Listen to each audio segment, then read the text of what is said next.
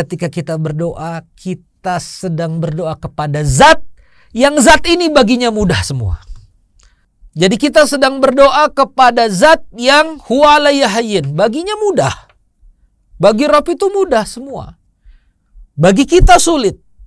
Itu yang bikin kita berat berdoa. Bagi Allah itu perkara yang ringan, sangat ringan.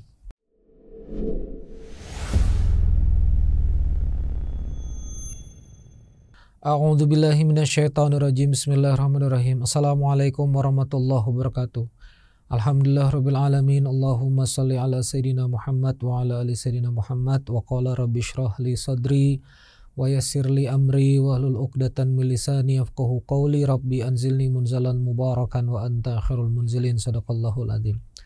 Kawan-kawan yang dirahmati Allah Subhanahu wa taala, pada kesempatan kali ini saya akan kemudian membawakan satu tema di surah Maryam. Insyaallah dalam episode 74 dan 75 ini kita akan berputar-putar di surah Maryam ini ya. Dan di track 74 ini kita akan belajar dari doa Nabi Zakaria ya. Kita akan belajar dari doa Zakaria atau bagaimana metode doa dari Nabi Zakaria ini. Kita akan belajar pemaknaannya. Ini dimulai dari surah Maryam dari ayat pertama, surah 19 dari ayat pertama. A'udzubillahi minasyaitonirrajim. Kaf ha ya ain shad. Dzikra rahmati rabbika 'abdahu Zakaria. Ya. Yang dijelaskan ini ya adalah bentuk dari rahmat Rabb, rahmat Tuhan kita, rahmat Rabb kita semua, Allah Azza wa Jalla, 'abdahu Zakaria, kepada hambanya bernama Zakaria. Nah, jadi kisah keajaiban yang akan kita jelaskan ini, kita harus sadari dulu bahwa dzikru rahmati. Dzikru rahmati. Apa itu maksudnya dzikru rahmati? Dzikru rahmati itu artinya segala macam pengabulan Allah, pertolongan Allah kepada manusia itu rahmat. Jadi kita bisnisnya bisa jalan ya, kita bisnisnya bisa lancar, itu rahmat dari Allah. Ya, semuanya kasih sayang Allah. Karyawan kita tuh masih nurut sama kita, itu kasih sayangnya Allah. Ya. Vendor itu masih mau bantuin kita, itu kasih sayangnya Allah. Bayangin kalau supplier, vendor udah nggak mau lagi nyuplai barangnya ke kita, nggak mau lagi ngasih jasanya ke kita, itu kita repot setengah mati. Jadi kita harus merasa semua ini adalah rahmatnya Allah. Dan penting di sini teman-teman sekalian, dari belajar dari doa Nabi Zakaria ini sebelum kita masuk ke dalam doanya, rahmat itu teman-teman sekalian itu hanya turun kepada abdahu Zakaria. Allah itu mengambil istilah abd atau artinya hamba ya. Abd atau hamba. Jadi abdahu Zakaria artinya apa? Bukan rahmat untuk nabinya bernama Zakaria atau rasulnya bernama Zakaria, tapi Allah Azza wa Jalla menyebutnya hamba. Artinya rahmat Allah itu hanya untuk hambanya. Pengabulan doa itu hanya untuk hambanya. Iyyaka na'budu wa iyyaka nasta'in. Engkau tempat kami menghamba, engkau tempat kami meminta. Nah, makanya waktu kita benar-benar ingin dikabul sama Allah Subhanahu wa taala, ini posisi kita ini lagi jadi apa? Apakah kita ini memasang posisi standar, posisi yang sama dengan Allah, ataukah kita posisi sebagai hamba? Kalau posisi sebagai hamba ya suka-suka Allah. Suka-suka Allah memperjalankannya seperti apa? Suka-suka Allah kemudian memberikan pengabulan atau enggak kepada kita. Itu kita harus sadar betul. Jadi kita tuh hambanya Allah, budaknya Allah, suka-suka Allah. Ya. Maka ketika kita minta pun dengan penuh kesadaran, kita adalah budak yang lagi minta sama majikan. Ayat ini berlanjut. Idnada rabbahu nidaan khafiyah. Yaitu ketika dia berdoa an-nida rabbahu kepada Rabbnya nidaan khafiyah. Dengan kemudian seruan yang khafi, yang kemudian itu penuh lembut. Di sini satu akar kata dengan kekhawatiran untuk, jadi ada kekhawatiran kalau tidak dikabulkan, ada juga penuh kecemasan kalau misalnya kemudian Allah bukan sangka buruk ya, tapi tapi betul-betul dengan lembut, betul-betul dengan minta, betul-betul dengan ada perasaan mengibanya kepada Allah. Itu namanya khofiyah. Ya. Jadi nidaan khofiyah. Nah, ini kita bisa ambil spiritnya. Jadi berdoa dengan doa yang lembut, doa yang santun, doa yang kemudian mengiba kepada Allah. Qala rabbi inni wahanal azmu minni washta'ala ra'su syaiban. Ya Tuhanku, Rabbi, ini sungguh-sungguh wahanal azmu minni washta'ala ra'su syaiba. Tulangku lemah dan kepalaku sudah dipenuhi dengan uban. Ya, di sini. Wahanal azm, ya, tulangku lemah minni dariku, washta'ala ra's, dan kepalaku itu dipenuhi syaiban. Ya. Syaiban itu uban, tanda ketuaan. Walam akun bidu'aika rabbi syaqiyya, dan aku belum pernah minta kepadamu dan kemudian aku dikecewakan. Kenapa kemudian Nabi Zakaria kemudian mengungkapkan keadaannya terlebih dahulu? Karena Nabi Zakaria memang ingin minta anak, nanti kita akan lihat di ayat berikutnya. Tapi yang menarik di sini adalah, apakah Allah tahu Nabi Zakaria itu tua? Allah tahu. Apakah Allah tahu kemudian Nabi Zakaria itu tulangnya lemah? Allah tahu. Tapi mengapa Nabi Zakaria itu mengungkapkan itu? Nah, itu adalah bentuk adab kita ketika berdoa. Ya Allah, karyawan saya resign, ya, saya sekarang sendirian lagi, bingung lagi ya Allah, ini keteteran lagi. Ya Allah, Engkau tahu apa yang aku hadapi. Ya Allah, Engkau tahu ada vendor yang belum terbayar, ada supplier yang menagih, ini ada orang-orang yang haknya belum saya tunaikan. Engkau tahu ya Allah betapa perihnya hati ini, betapa pusingnya yang aku hadapi. Ya Allah, Engkau maha kaya, Engkau maha mulia, Engkau maha baik. Wa anta khairur razikin, Engkau sebaik-baik yang memberikan rezeki. Nah, itu perlu kita doa-doa begitu. Jadi doa itu boleh mengungkapkan kondisi. Karena apa? Gini teman-teman sekalian. Kita itu ya, kenapa seneng banget curhat sama manusia? Kita curhat keadaan kita sama manusia karena kita berharap manusia itu mau support kita. Jadi kalau udah kita ketemu teman yang punya sumber daya itu, waduh, kita ceritain semuanya deh, ya susahnya ini ya segala macam. Itu Allah nggak suka sebenarnya. Ya. Hadis Nabi Muhammad SAW, saya ngaji sama Hubabah Al-Imam Al-Idrus tuh, kalau kamu mengutarakan masalah kamu kepada manusia, ya, dan kemudian kamu tidak membicarakan kepada Allah, maka Allah nggak akan terlibat pada masalahmu tuh. Jadi kita curhat sama manusia itu karena kita berharap manusia itu bantu. Maka di sini curhatlah kepada Allah. Allah pengen ngajarin kamu keadaannya kayak apa. Aku dengerin, aku tahu keadaanmu, tapi kamu ngomong deh. Ah, gitu loh teman-teman. Ini nih harus clear dulu ya. Jadi waktu kita ngomong keadaan kita, jangan kita doa kepada Allah tuh, ya Allah, Engkau kan tahu keadaan aku kan. Jadi aku nggak usah ngomong lagi, aku tuh butuhnya ini. Itu nggak sopan. Ya. Tapi coba deh teman-teman, ya Allah, Engkau tahu keadaan. Banyak orang yang belum terbayar. Ya. Keadaan rumah tangga saya juga begini. Ya Allah ya Rabbana. Keadaan fisik saya juga begini. Keadaan kesehatan saya juga begini. Ya, daya dukung teman-teman saya juga begini. Ya Allah, ini yang aku hadapi. Ya Allah. Wah, itu dalam itu. Apa getaran batinmu itu akan lebih dalam lagi karena kamu mengungkapkan apa kondisimu. Tapi yang menarik adalah walam akun bidu'aika rabbi syaqiyya. Ini yang saya sebut dengan initial state ketika kamu berdoa. Initial state. Apa itu initial state? State awal. State awal waktu berdoa. Initial state-nya adalah walam akun bidu'a ika rabbi syaqiyya. Aku itu ya Allah gak pernah kecewa berdoa padamu. Aku tuh gak pernah kecewa berdoa kepadamu ya Rabb. Gak pernah. Benar-benar gak pernah kecewa kepadamu. Artinya memulai doa dengan sangka baik. Ya kan? Memulai doa dengan sangka baik. Jadi ini penting kenapa kita pakai Asmaul Husna di awal. Jadi setelah ngomong semua masalah, lalu ngomong wa anta khairur razikin. Ya Allah, Engkau yang maha pemberi rezeki. Wa anta khairul fatihin. Ya Allah, Engkaulah yang maha pembuka. Wa antal ghani, Engkaulah yang kaya raya, yang gak butuh siapa-siapa. Wa anal fuqara, dan kami ini hanya fakir di hadapanmu. Wah, itu harus dimainkan Asmaul Husna itu. Ya, biar initial state-nya benar dulu. Ya Arhamar Rahimin. Kalau saya suka begitu, ya Arhamar Rahimin, ya Mengasihi Maha Penyayang. Ya Ghafurur Rahim, wahai Maha Pengampun. Ya Salam Salimna, ya Mujib yang Maha Mengabulkan. Ya Sami yang Maha Mendengar. Ya Basir yang Maha Melihat. Itu dulu tuh. Ya, itu dulu kita mainkan. Ya. Jadi perasaannya dimulai dulu, initial state kamu berdoa. Habis ngasih tahu kondisi, initial state-nya dimulai. Ya, ini penting. Wa inni khiftul mawali min warai wa kanat imraati akhiran fahabali min ladunka waliya. Aku khawatir terhadap keluargaku sepeninggalku ini, istriku ini mandul, akhiran, ya.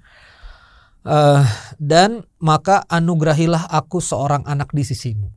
Nah, ini kita belajar tentang teks doa. Jadi doanya Nabi Zakaria itu, Nabi Zakaria berhadapan atau menyampaikan realitanya. Istriku mandul, realitanya. Aku tua, aku penuh uban. Tapi realita ini tidak kemudian menurunkan redaksi doa. Redaksi doa itu bukan atas realita. Redaksi doa itu atas iman. Apa? Karuniai aku keturunan. Karuniai aku keturunan. Ini gini ya teman-teman ya. Teman-teman tuh kalau berdoa, kalau realitanya udah ya Allah ini begini, pasti ujung doanya ya Allah yang penting selamat aja ya Allah, kan gitu. Yang penting udah kebayar-bayar, ya Allah udah saya gak minta apa-apa lagi. Iya kan? Ini kan Zakaria udah ngomong saya tua. Di sini kan wahanal azam, tulangku lemah. Ya washta'ala ra's, ya dipenuhi kepalaku itu syaiban, dengan uban. Ya kan? Wa imraati akhiran.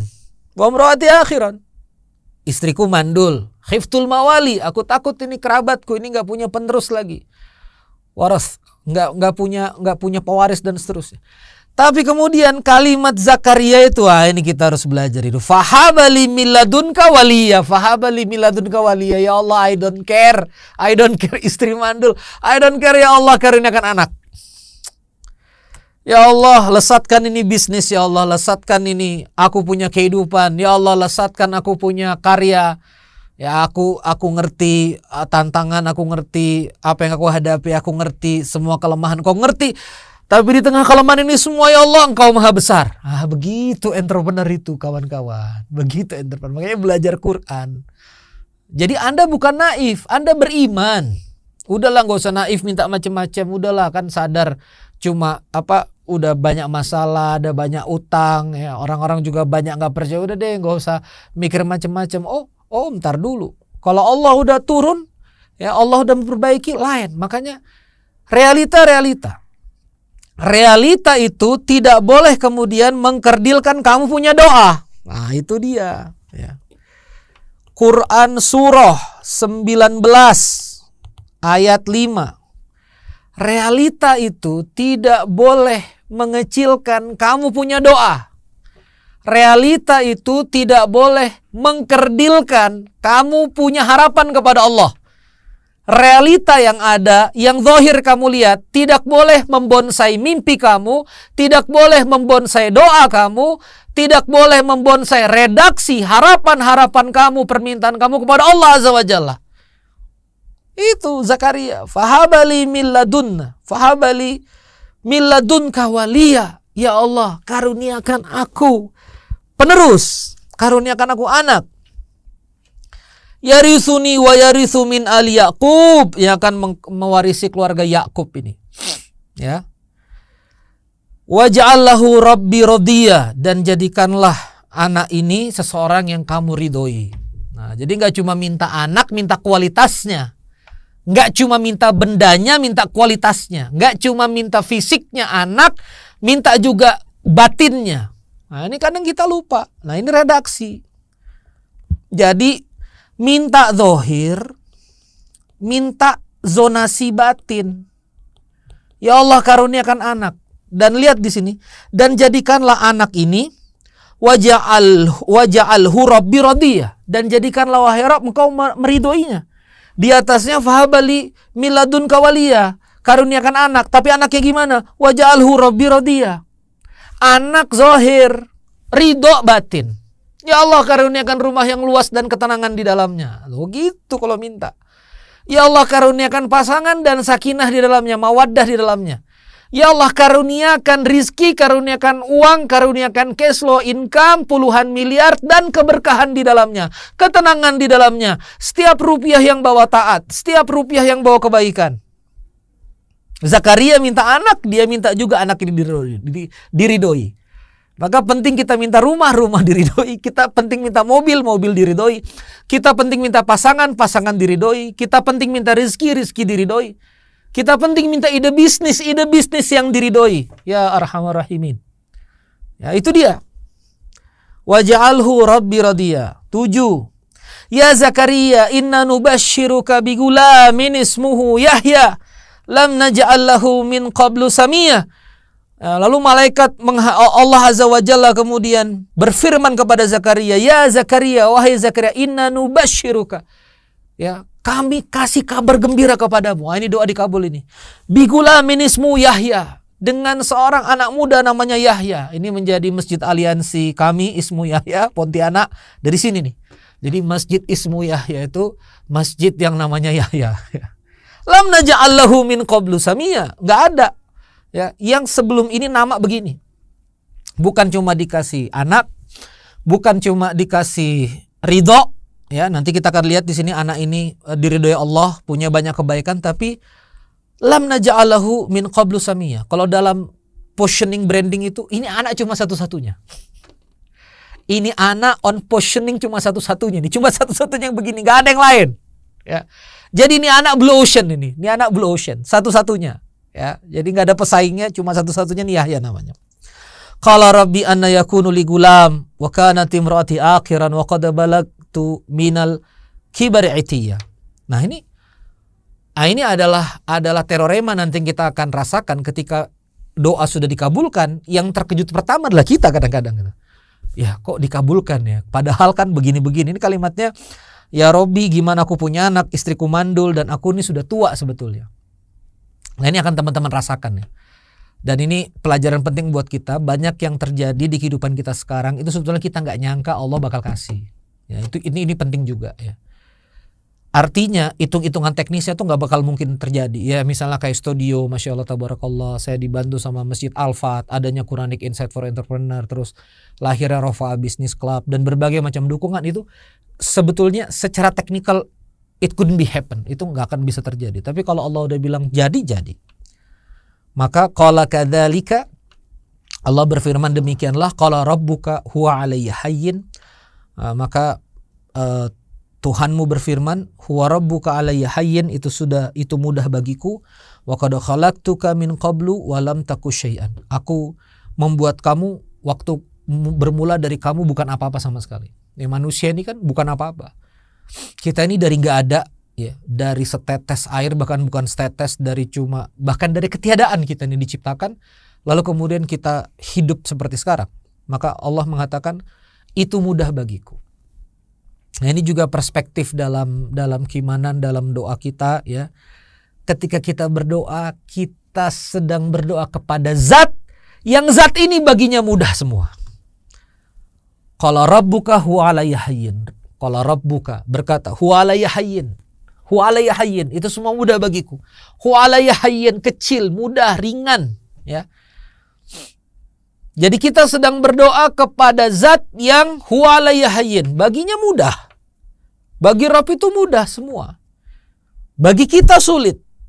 Itu yang bikin kita berat berdoa. Bagi Allah itu perkara yang ringan, sangat ringan. Betapapun besarnya masalah kita bagi Allah, teramat sangat ringan. Tinggal nyetelnya. Nah, ini nyetel mentalnya itu. Ya. Jadi gini teman-teman sekalian. Waktu kita minta beliin pulsa ke orang, kalau kita lihat kayaknya dia nggak mampu banget, pasti kita minta pulsanya dikit-dikit. Tapi kalau kita yakin dia mampu beliin, pasti kita mintanya banyak gitu. Makanya ini perlu disetel. Kita sedang berhadapan, kita sedang meminta, kita sedang terhubung pada yang baginya mudah. Barang kita nyangkut di migrasi, bagi kita sulit, kompleks, bagi Allah mudah. Ya, terperiksa pajak, bagi kita rumit. Gimana ini solusinya? Bayar pakai apa? Ya, tapi bagi Allah mudah. huwa alayya hayyin. Ya. Kita menghadapi tantangan yang harus bayar ini, bayar itu, bagi Allah mudah. Selama memang kita memposisikan Allah betul-betul Rabb. Ya, qala rabbuka huwa alayya hayyin. Nah, maka di sini kemudian berjalan qala rabbi ja'al li ayah, qala ayatuka alla tukalliman nas thalathata layalin sawiya. Beri sebuah tanda, maka tiadalah engkau bisa bercakap-cakap selama 3 malam padahal engkau sehat. Jadi selalu ada tanda ketika Allah mau kasih ijabah. Ya. Ini di sini disebut nggak bisa ngomong sama orang. Ini makna juga. Ya, jadi kadang-kadang hadiah Allah dalam pengabulan itu Allah turunkan ujian, Allah turunkan cobaan, dan Allah turunkan tanda. Salah satunya apa? Nggak ngomong. Kenapa nggak ngomong? Bisa jadi juga karena supaya kemudian kita bisa bertasbih terus menerus. Fa kharaja ala qaumihi, ayat 11-nya, minal mihrab, dan kemudian keluar dari mihrab, ya. Fauha ilaihim an sabbihu bukratan wa asya, lalu ia memberi syarat kepada mereka, bertasbihlah kamu waktu pagi dan petang, ya. Dan inilah jalan doa kita kepada Allah, ya. Artinya teman-teman sekalian, ini sudah 20 menit. Intinya adalah Allah karuniakan Yahya anak yang beramal soleh, bisa dibaca nanti sendiri. Tapi kemudian metodenya adalah minta sama Allah, dan dalam minta sama Allah ini jangan banyak ngomong sama manusia. Jangan banyak ngomong sama manusia, minta dengan, kalau dalam tirakat itu dengan bertasbih sama Allah banyak-banyak pagi dan petang. Nah, ini jalan pelajaran dari belajar kita doa kepada Zakaria. Nah, mudah-mudahan dengan pelajaran doa kepada Zakaria ini banyak yang kita bisa terapkan di bisnis kita. Terima kasih. Wassalamualaikum warahmatullahi wabarakatuh.